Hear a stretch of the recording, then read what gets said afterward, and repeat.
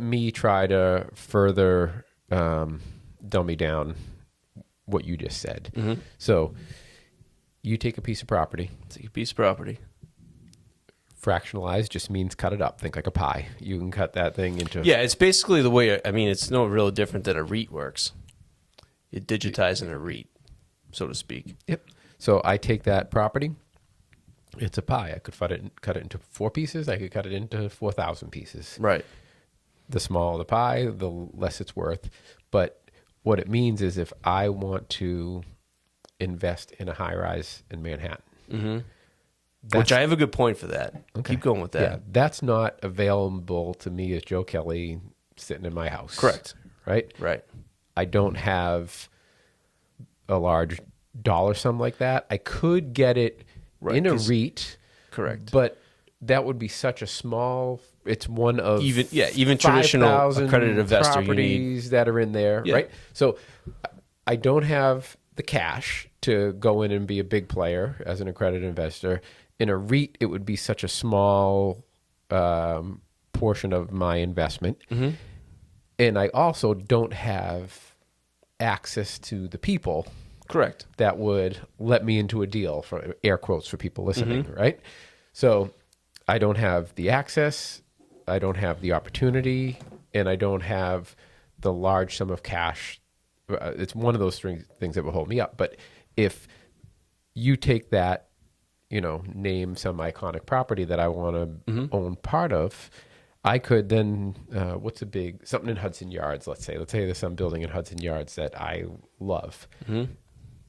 If it gets fractionalized and digitized, I could then say, hey, I want $10,000 worth of, 100 Hudson Yards or whatever that is. Yeah, within a flick of a switch, sure. And then I could own it. Is that all there is to it at like a simple sense? Simple sense, yeah. Yeah. I mean, you could also sell it just as you saw that there was a hurricane coming too. Well, that's what people don't realize. It's like you buy the rumor and sell the news. The news says there's a fucking hurricane on its way. You're out. Yeah. No, and that's kind of where things get a little disrupted. Yeah. No, that's like I didn't want. So risk mitigation is there too, Joe. That's funny. Like that's one of the biggest things that I wanted to talk about. Yeah. But we got there way too fast. That's what we were going to close with. But I felt that way, but we're going there, so let's go there. I felt that way about single-family housing. Okay. Right? So when you were first mentioning this, and I was looking into some other stuff, I sent you an article, and we'll get to that later too. I said, okay, that is great, but historically, single-family homes have been relatively stable. Mm-hmm. They're relatively illiquid. Right. That is the problem. Like I said before, we're in a liquidity crisis period. Well, it's the problem, and it's a blessing, because if I'm looking at something and say, oh, the interest rates are going up, like I'm not going to on Thursday see that and on Friday say, oh, hey, Karen, let's sell our house tomorrow. Like, what are you talking? Like, you know what I mean? You don't have that ability. It's super disruptive, right? Because what they're trying to figure out now is, okay, what do you do with the 1031 exchange? But where I was also going with it is right now you're like, oh, I don't like.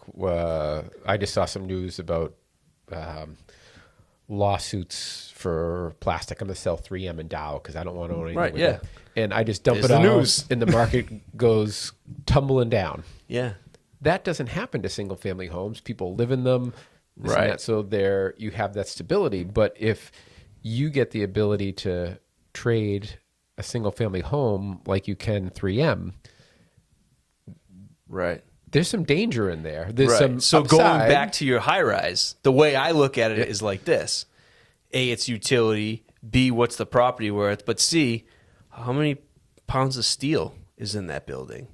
That's not going to change. What's the price of steel? You could almost tie back. You could do like value investing, right? Right. Like basically like, well, it's got 1 million ton of P&S. Well, what's P&S worth? Like you could actually value things like I do equipment with steel, with the insulation, with by guessing what all that stuff is worth. Yep.